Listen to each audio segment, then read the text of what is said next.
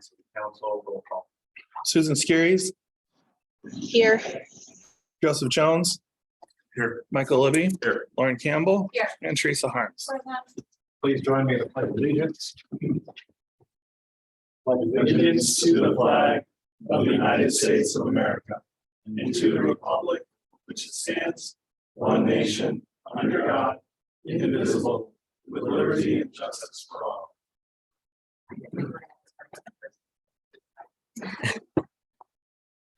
Thank you. Approval of the agenda. Second. Roll call. Susan Skiris, Yes. Joseph Jones, Yes. Michael Libby, Yes. Lauren Campbell, Yes. and Teresa Harms. Public forum. This is time set aside for comments from the public on topics of city business other than those listed in the agenda. No action may be taken. Please come to the podium. State your name and address for the record and keep your comments to no more than 5 minutes. No public comment. Item 4, consent agenda. Motion. Second. Roll call. Susan Skiris, Yes. Joseph Jones, Yes. Michael Libby, Yes. Lauren Campbell, Yes. and Teresa Harms. Yes. Item 5A, new business, consideration of public works shop heater units. Motion. Second. Dennis? Thank you, Mr. Mayor. The recommendation this evening is to award a low bid of $13,596 to citywide heating and air conditioning for replacement of the 6 shop heaters in the city's public works building. The existing 6 heaters are in excess of 30 years old. They were installed when the original building was constructed. One does not work, and as we enter into the colder weather for the year, the team over there should have working heaters. So we're recommending that the council approve the bid award of $13,596 to citywide.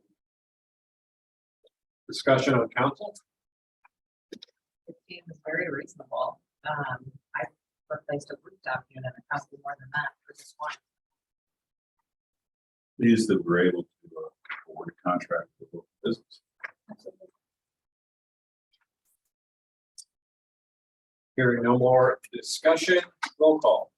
Susan Skiris, Yes. Joseph Jones, Yes. Michael Libby, Yes. Lauren Campbell, Yes. and Teresa Harms. Yes. Item 6A, reports. Harms.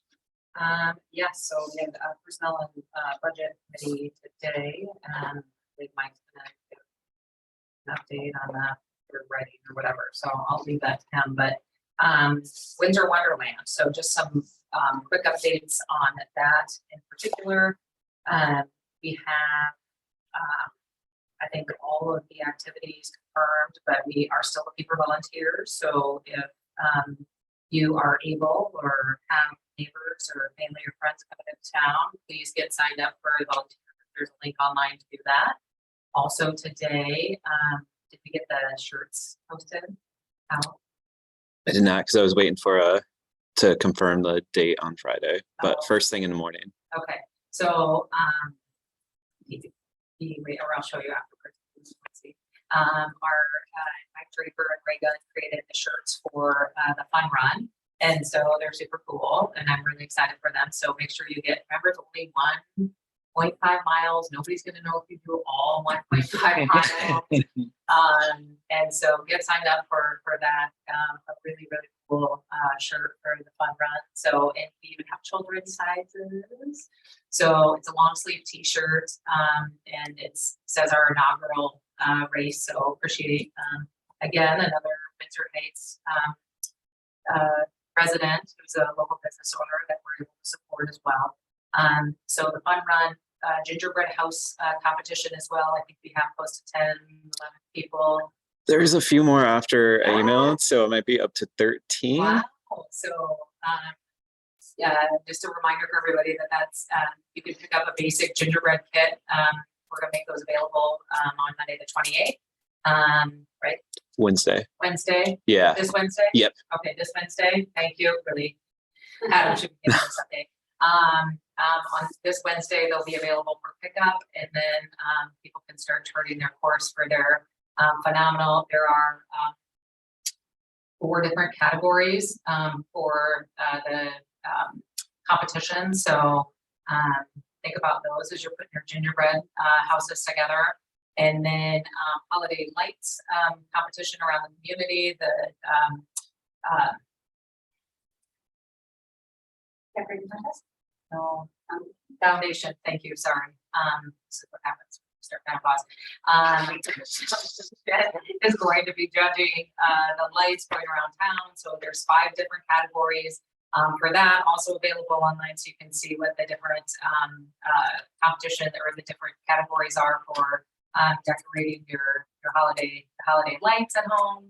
And then so the ice sculptors confirmed, and the carriage rides, which will be free, are going to be available too. So lots of fun activities. The other thing that we're also looking for, anybody who is interested in having a 20 to 30 minute music, whether it's, you know, a neighborhood group of carolers, or we have some young people who are going to be coming, sharing their musical talents. So we've got a couple of time slots left for that as well. So should be a super good time, and the weather doesn't look terrible. So keep the sunshine rolling in. That's all I got.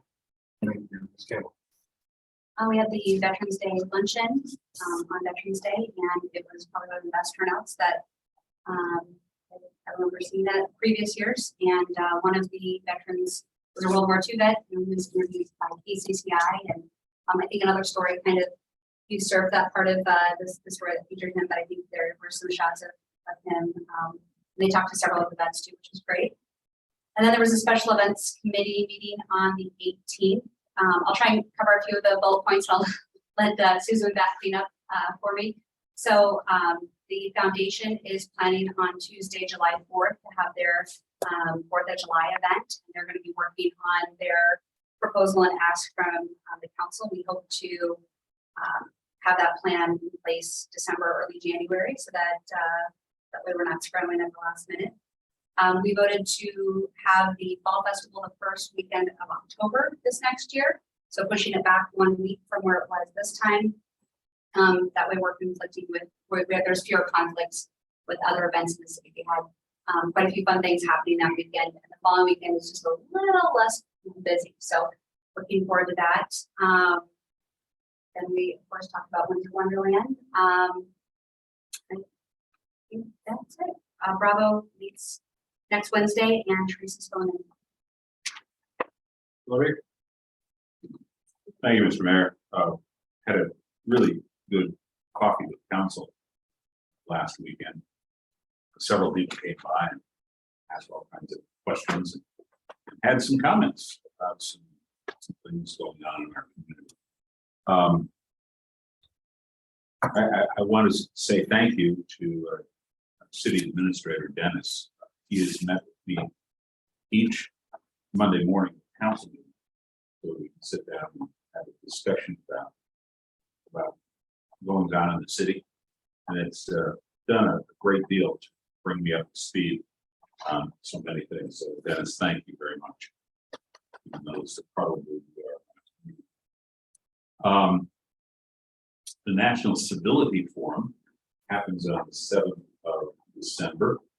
And if you are so interested, I interviewed Robert Palmer, who's with the League of Cities, and makes for a great conversation. Who's it for? What's it about? And who can attend?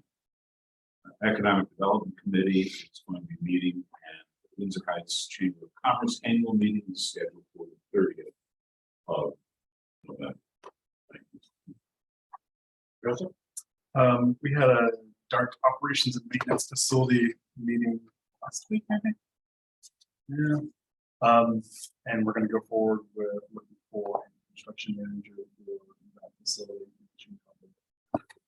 Current facility at 100 Broadway is it's old, it's out of space, it doesn't necessarily have a configuration. Of course, the cost is like high, considering where we are in the cycle. But we hope that January, February commission meeting will approve that to go out to the construction make the most economical sense to keep us more light and dark.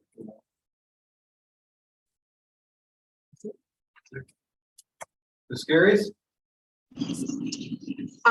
So I had Metro Waste meeting on last Wednesday, and we celebrated the 1 year at the Grimes Building with the MRF. They are now also looking at expanding the landfill. I have an email with a bunch of the new plans for the landfill, so I will be distributing that out in case anybody would like to look at it. I was amazed with some of the little tidbits of information that I received, so I am going to write that up into an email so everybody else can kind of see here what Metro Waste does with some of the product that comes in, such as animal bedding from Prairie Meadows and from the State Fair. Some of the things that I didn't know existed and occurred, and I thought it was kind of interesting. Then prior to that, we had Veterans Day, and we had about 35 veterans in attendance for the luncheon. I received lots of compliments from the veterans. They were happy that we brought the event back. The